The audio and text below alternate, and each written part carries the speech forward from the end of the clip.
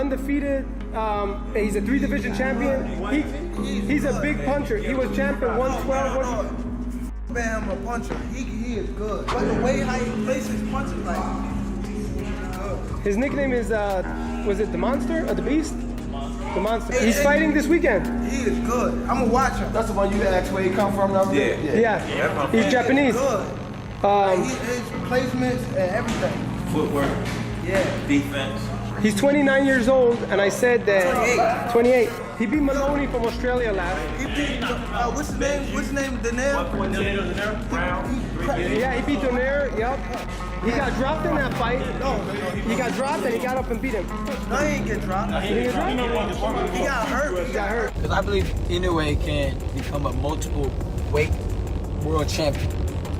So I'm thinking, what if one day we fight at 140? He's a great finisher. I think he's the best finisher in boxing. He's Joe Louis, he's Mike Tyson, he's Jack Dempsey. 3 of the greatest finishers in the history of the sport. He's all of them. What do you think about that fight? As of right now, I think we're in the same weight class, but we may be down 6 years, 7 years from now. Who knows what could happen? It does a few things. One, it keeps him safe because it's basically a defense mechanism. If I'm not wild and loose, you can't really counter me, or I just won't slip up and do something stupid. So there's not a whole lot that I'm giving you, basically, as an opponent. There's not a lot that I'm giving you. But also, it preserves energy. And he can preserve energy. I mean, the guys at that weight, you know, they're a whole lot smaller, so they can definitely preserve energy. But when you're throwing those single shots like he does, it preserves energy. So he's still fresh in the championship round. As I said, I picked Inoue to win, but I thought it would be a much more closely contested fight than it was. And listen, I'm not dissing Fulton. He was just blown away by a person whom I now consider. I was wavering a little bit, you know, but I now consider after having watched that in its entirety, you're looking at a generational talent. Yeah. And Fulton is still a good fighter. I don't want people to start shredding him and throwing him under the bus. No, he's still a good champion. Well, ex-champion now. He's still a very good fighter who can come again. It's just that yesterday, man, he was in the presence of greatness, in my view. Already undisputed. Why is he staying at 122? Why is he fighting this guy? The thing is, though, he's coming up from, what is it, 115? He started at 108. 108, like this guy, it was tiny. Going up 126, that's another division. It's gonna be his 5th, 6th division. I think that's why he's taking it a bit slow. Of course, people are pushing him for 126, and I think at 126 we will see Inoue struggle a bit more, especially if you've been jumping so many weight classes throughout your career. Inoue may receive his first loss. Inoue went against the rope. Good right hand off the rope. He's fighting off the ropes now. There's not a part of his game I haven't seen. He's been everybody this fight. Good right hand to the body. Good jab. I mean, Paul Butler can't hit him with shit. Look, you see that? The footwork and the head movement.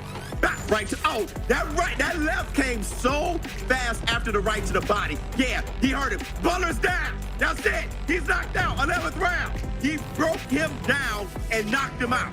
That is amazing because he tried to open him up. He tried to counter him. He tried to give him confidence. He chased him the whole time. He found a way to pick that lock and knock him out. That's an all-time great fight. Flat out, he's my favorite fighter in the world.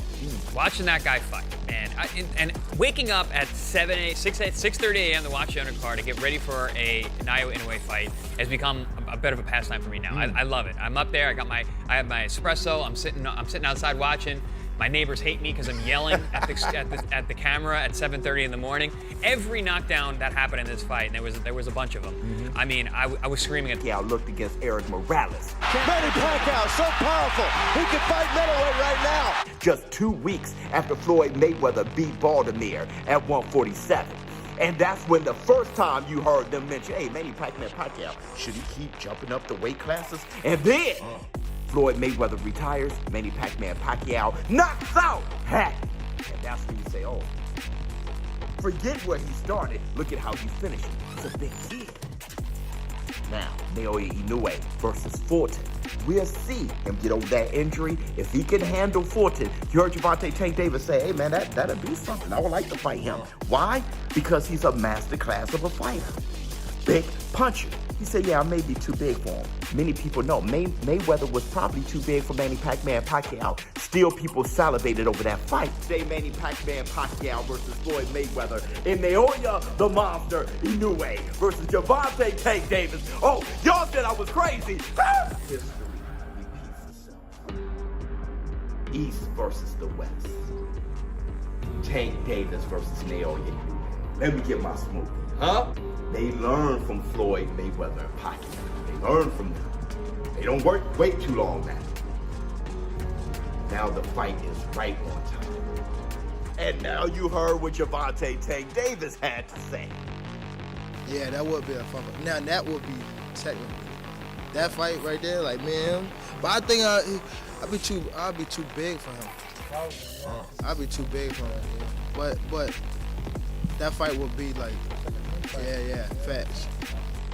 Not that crazy, is it? It's not that crazy. Gervonta Tank Davis, right now, you'll look at him and say, certainly he's too big. Until we see how Naoya Inoue fare against cool boy Stephen Fulton. That's when we'll find out. If Naoya Inoue comes in hydrated well, punching fast, punching hard. Remember how Manny Pacquiao looked against Eric Morales. Is the best boxer in the world. His resume is better. His accolades are becoming two-time undisputed. The names that he's fought have all been legitimate and dangerous. We are seeing a potential icon in the making. Pound for pound, one of the hardest hitters. Pound for pound, one of the smartest fighters. Pound for pound has perfected nearly every aspect of this sport. Of every major monster in the boxing world today, he is the king of all. Even better than Terrence Crawford. Even better than Gervonta Tank Davis. Better than Usyk. We can keep going down the list. Inoue is the best fighter in the world today. There is no boxer today that has the complete package of outright talent, discipline, power, speed, skill, adaptability, defensive soundness, and toughness. All wrapped in one. That brother is the best fighter in the world. He's the best in the world. Monster. I had a smart monster. And I said this before the fight, and I say it again. That this was a matchup of styles that may have given you a glimpse of what a Pacquiao-Mayweather fight would have looked like if the fight had not happened 5 years too late, where Pacquiao was still at his peak as a great offensive fighter like Inoue is, and versus a great defensive fighter, obviously like Mayweather, which Fulton was known to be, although not quite at the level of Mayweather. There's not too many guys at that level. 132, something like that. Yeah. Proud of the fact that I put Inoue on my pound for pound list, I don't know, 3 years ago. Whatever it was, I don't even know how long. That's true. And no one... You've been on him before I even knew who he was. Ken, no one had him anywhere near it. They basically barely knew who he was, as you just touched on. And obviously he dominated Fulton, or at least put it this way, he established control right from the start. He made Fulton's a defensive fighter, a good counterpuncher. He made him concentrate more on defense and surviving than Fulton really wanted to early. He set the course of the fight, the mentality of the fight, the theme of the fight right from the start.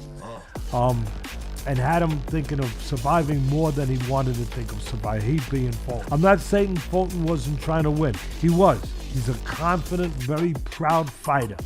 And he's very strong mentally, too. I'm saying that he never fully got a chance to get into a gear that he'd have liked to, where he could have gotten a rhythm going. Yes. Right there, you're able to hit him. One more minute. Really hard to hit Crawford. Honestly, Mike, do you think the winner, did you see the monster in the ring? Yeah. Do you think he's the best pound for pound, or the winner of this fight is the best fighter? Japanese fighter is the best fighter. Mike, they've said, my opinion, I'm nobody, but I think he's the best fighter. Mike, the idea's been thrown out there for him to move up to 130 fights and fight Gervonta Davis down the line. Could you see that fight happening? Yeah, listen, how much you want to move? He's 122 now, right? He's 122, he'd be going to 135. They fight 132, something like that. But to his credit, he had to go over to Japan. Fulton was ready mentally, physically, to give his best effort, and against any other fighter, Ken, at that weight, he probably would have won. But not against this. Not against this. You know, kind of like in the same situation. Who knew? Would you say the monster is multi-dimensional? Yeah, of course. But have you seen him legitimately be multi-dimensional? Yeah. From a standpoint of being able, obviously we know he can punch. Yeah. We've seen him get to the body, but he's a box people. I really haven't seen him stay on the outside and counter punch. Do you think that's what he's gonna have to do against Fulton though? It's not the point. The point is you just call him the #1 fighter on the planet. Pound for pound. But you got to be able to do it all. Yeah. Who they fight? I mean, you can say that for Crawford. Who they? If you went by a certain,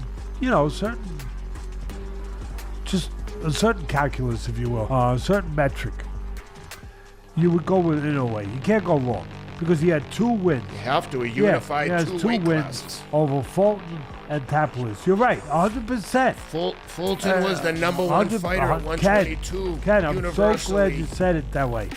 But I'm not going. It gets knocked down in the first round, and I said, "Whoa!" But he kept it together. He. It was like he was surviving, fighting back, and being defensive, like simultaneously, which I thought was very impressive. You get a mixture of. It's usually like one of the 3. You got somebody who's trying to hold on and hang on and move, or you get somebody who don't know better and just trying to fight back. You know what I mean? Or you get the guy who's just straight defense and let me get through this round. He seemed to do a little bit of all 3, which I thought was very impressive. And understanding Neri to have he came into the game in the U.S. when he debuted out here. He came in out here having known to have some crazy power. Listen, before we get So to we like the first 3. we got to preview Haney and Garcia. We got some time left, but we got to get to this whole madness on this whole Naoya Inoue madness on Twitter. He said, I know a thing or two. I ain't in this. I know a thing or two about running into problems. Listen, let him for context. If you did, I don't know if they clipped it wrong or what. The question that was presented to me by Jim, do you think Inoue should come to the United States? Not, do you think he needs to come to the United States?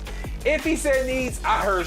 I like, what's the guy from Japan? Inoue? Yeah. Do you foresee potentially at some day you guys meeting together, maybe at a catch weight, or maybe if he keeps going up in weight?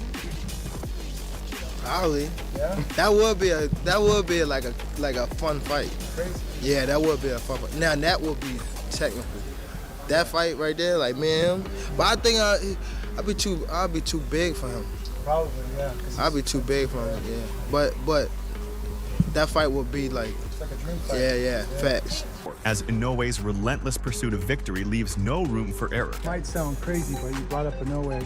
Like, do you foresee potentially at some day you guys meeting together, maybe at a catch weight, or maybe if he keeps going up in weight?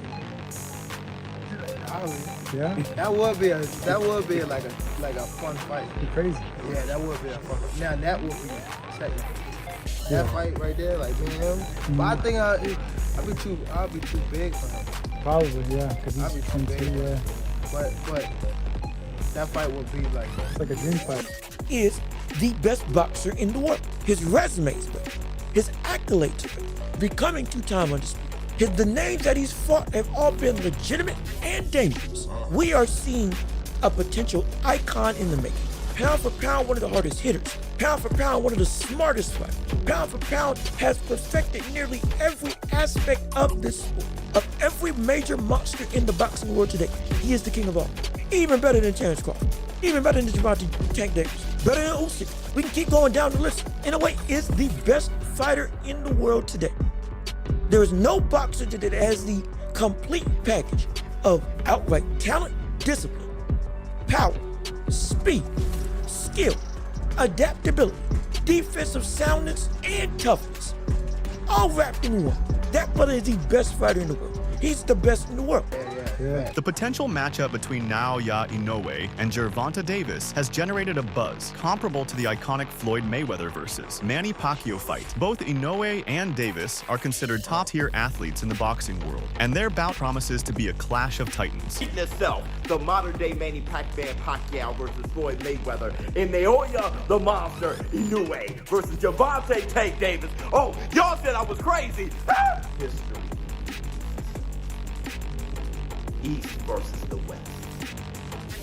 Tank Davis versus Naoya. Let me get my smoke. Huh? They learn from Floyd Mayweather and Pacquiao. They learn from them. They don't wait too long now. Now the fight is right on time.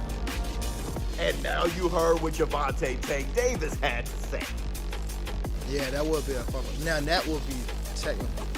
That fight right there, like man, but I think I'd be too big for him. I'd be too big for him.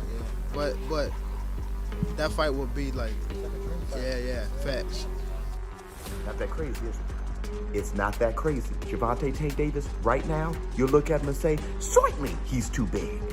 Until we see how Naoya Inoue fare against cool boy Stephen Fulton. That's when we'll find out. If Naoya Inoue comes in hydrated well, punching fast, punching hard. Remember how Manny Pacquiao looked against Eric Morales. And I've always said his torque is so impressive, the way he's able to kind of turn on everything, like you said, and he is so well balanced. But he also is so savvy in there with his feints, and he didn't fight, or bite, I should say, on any of Fulton's feints. And he set up everything so perfectly and laid so many traps. I'll tell you, I was so impressed with how he looked because of the level of opponent he was facing. That's what made it like, damn. Mario, I thought in the first round, he controlled it, but in the first minute of round 2, Fulton had a look on his face like, this is more difficult than I thought. When he started going in his little feints, and he just with his little shoulders, he'd feint high, feint low, come up with the up jab. The up jab was so impressive. He had, his hands and his feet are quick, but the way he sort of sets his traps and he's able to kind of explode with quick combinations, and they all have power. You say the monster is multi-dimensional. Yeah, of course. But have you seen him legitimately be multi-dimensional? Yeah. From a standpoint of being able, obviously we know he can punch. Yeah. We've seen him get to the body, but he's a box field. I really haven't seen him stay on the outside and counter punch. Do you think that's what he's gonna have to do against Fulton? Though? It's not the point. The point is you just call him the #1 fighter on the planet. Pound for pound. But you got to be able to do it all. Yeah. Who they fight? I mean, you can say that for Crawford. Who they